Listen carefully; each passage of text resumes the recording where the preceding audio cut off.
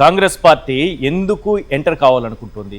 ఇది ప్రజల్లోనో ఉద్యమం, ఒక యువతలోనో, లేకపోతే కాక్రోచ్ జనతా పార్టీ తీసుకొచ్చిన ఒక ఉద్యమంలోకి కాంగ్రెస్ పార్టీ ఎంటర్ అయితే మిగతా రాజకీయ పక్షాలు ప్రవేశిస్తే అది నీరు గారిపోతుందనేది చాలా మంది చేస్తున్నటువంటి విశ్లేషణ. అంటే హైజాక్ చేయాలని ఏమో చూస్తోంది ఒక పెద్ద ఉద్యమాన్ని.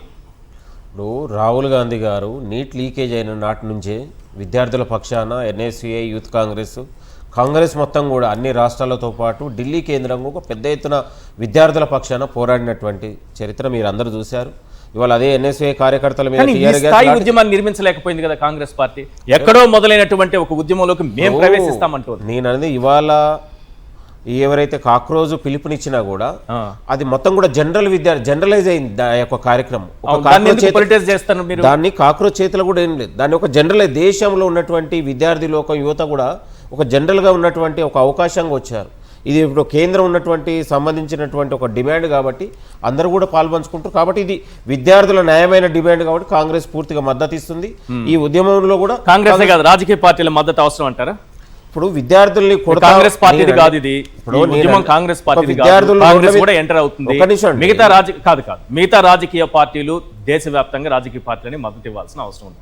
ఇప్పుడు విద్యార్థుల్ని కొట్టి కేంద్ర బలగాల్ని దింపి లాఠీ చార్జ్ చేసి మహిళల్ని చిత్రహింసలు పెడుతున్నప్పుడు బలమైన కాంగ్రెస్ ప్రతిపక్ష నాయకుడు మాత్రమే ఎంటర్ అయితే కాంగ్రెస్ ఈ ఉద్యమాన్ని హైజాక్ చేయాలి,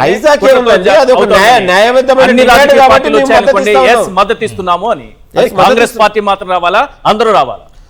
ఈ దేశంలో మోడీ వ్యతిరేక శక్తులు ఉన్నటువంటి బీజేపీ అవినీతిని వ్యతిరేకించే ప్రతి శక్తులు కూడా రావచ్చు దీని అనేది. నేను ఎందుకంటే అది న్యాయబద్ధమైన డిమాండ్, విద్యార్థుల డిమాండ్. అది పుల్లారావు గారు ప్లీజ్. విద్యార్థుల డిమాండ్. ఒకటే పాయింట్ మన కాంగ్రెస్ నాయకులు గారు చెప్పింది రైట్ అవుతుంది. వాళ్ళు ఒప్పుకుంటారా? సిజేపీ వాళ్ళు ఒప్పుకుంటారా? వాళ్ళు కూడా ఒప్పుకోరు అనుకుంటారు.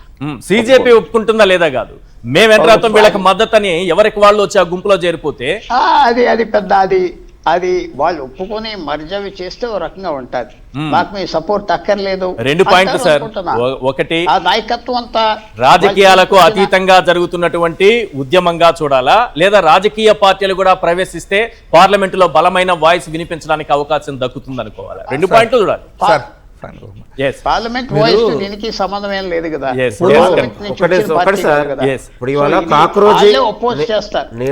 కాక్రోచ్ పార్టీ చేస్తుంది వాళ్ళ సొంతానికో లేకపోతే వాళ్ళ కుటుంబ సభ్యులకు కాదు కదా. పిలుపునిచ్చింది ఒక దేశానికి, యువత కోసం జరిగినటువంటి అన్యాయం పైన. పిలుపునిచ్చింది.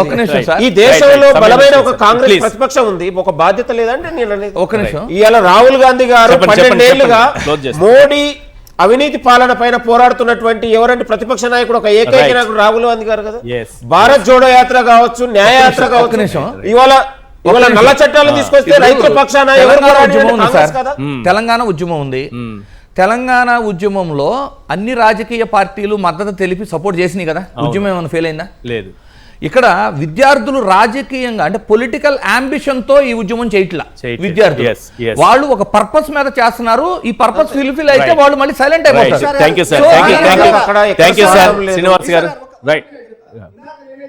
కాంగ్రెస్ పార్టీ ఎందుకు ఒప్పుకోవట్లేదు, లేకపోతే కాక్రోచ్ జనతా పార్టీ మీరు పార్లమెంట్ చర్చ పెడితే అసెంబ్లీ ప్రతిపక్ష నాయకులకు మైక్ ఇవ్వట్లేదు, ప్రతిపక్ష నాయకులకు మైక్ ఇవ్వట్లేదు. నీట్ అనేటువంటిది నేషనల్ టెస్టింగ్ ఏజెన్సీ నిర్వహించింది సార్. దాని యొక్క డైరెక్టర్ జనరల్ ప్రదీప్ కుమార్ జోషి. ఈ పేరు విన్నారా సార్ మీరు? ఈ పేరును వింటురా రోజువారీలో? ఈ ప్రదీప్ కుమార్ జోషిని రాజీనామా చేయమని ఏ ఒక్కరన్నా అడుగుతురా? అడగట్లేదు. ఎందుకు అడగట్లేదు? వీళ్ళ యొక్క మెయిన్ టార్గెట్ ధర్మేంద్ర ప్రధాన్. ధర్మేంద్ర ప్రధాన్ ఎందుకు? ధర్మేంద్ర ప్రధాన్ నాయకత్వంలోనే ధర్మేంద్ర ప్రధాన్ నాయకత్వంలోనే నేషనల్ ఎడ్యుకేషన్ పాలసీ వచ్చింది. కాంగ్రెస్ పార్టీ చేసినటువంటి దాష్టికాలను ఈ రోజు కూలదోసేసి కాంగ్రెస్ పార్టీకి కాదు, మీరు సమాధానం చెప్పాల్సింది కాంగ్రెస్ పార్టీకి కాదు సార్, విద్యార్థులకు, యువతకు. Thank you sir, thank you Indraneel గారు.